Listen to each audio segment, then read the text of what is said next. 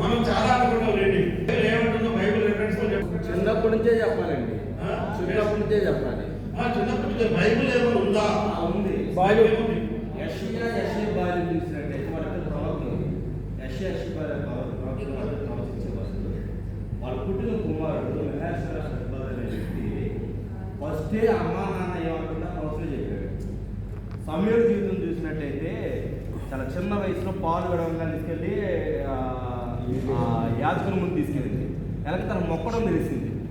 అంటే చిన్నప్పుడు మన ద్వితీయోపదేశం 6వ అధ్యాయం చెప్పారు.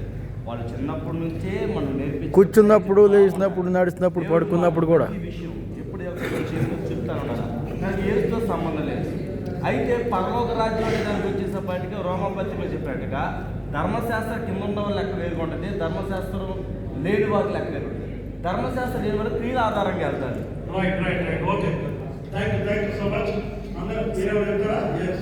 అంటే ఇప్పుడు ఇది చిన్న బిడ్డల వంటి వారు అయితేనే కానీ పరలోక రాజ్యంలో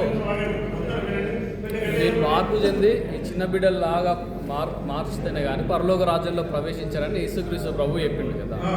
అంటే మనకు కూడా చెప్తున్నాడు, మీరు పిల్లల్లాగా అటువంటి స్వభావం మీ లోపల ఉండాలి. అదే వాళ్ళ లోపల కల్మషం లేదని, అంటే వాళ్ళకి గర్వం ఉండదు. అప్పుడే కొట్టుకుంటారు, అప్పుడే మంచిగా అవుతారు, అప్పుడే అనుకుంటారు, అప్పుడే కలిసిపోతుంటారు.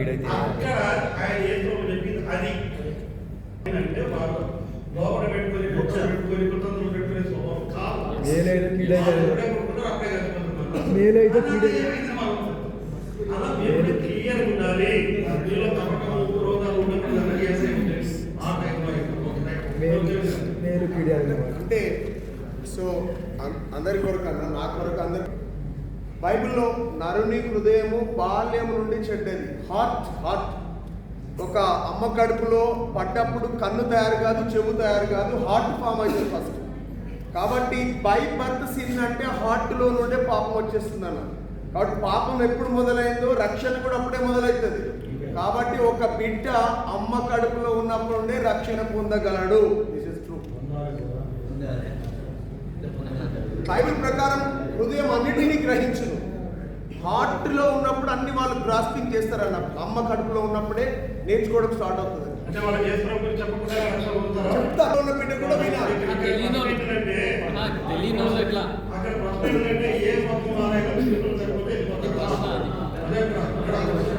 వాళ్ళకు సువార్త అందితే రక్షింపబడతారన్న.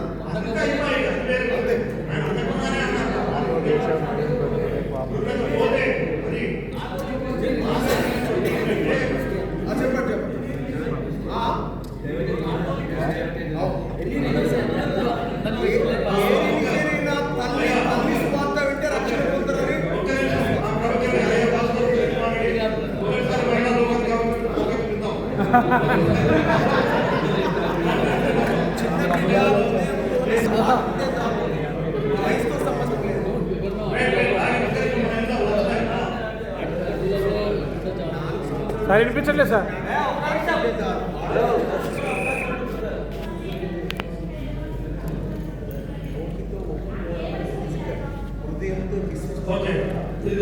ప్రశ్న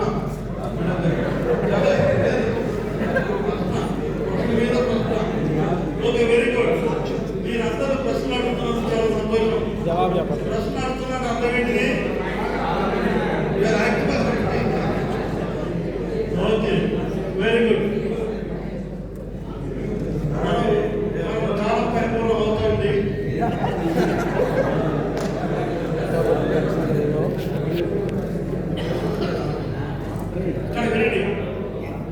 ప్లీజ్ లిసన్. ఒకసారి ఇక సెపరేట్ మీటింగ్ ఉంది.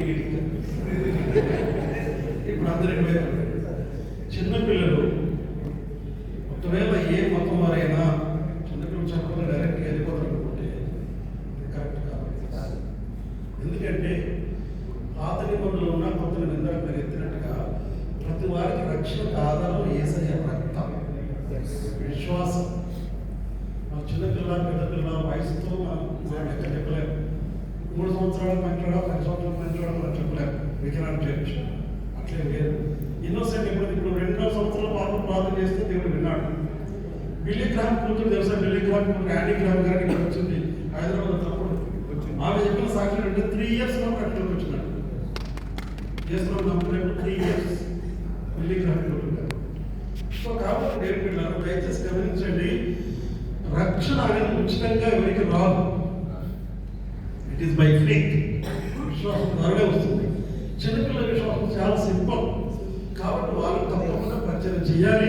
ప్రభువులు చెప్పాడు, భక్తులు చెప్పినట్టుగా తల్లిదండ్రులు ఉన్నప్పుడు కూడా పిల్లలు చెప్పగలిగితే వాళ్ళ ద్వారా వేరే ద్వారా కూడా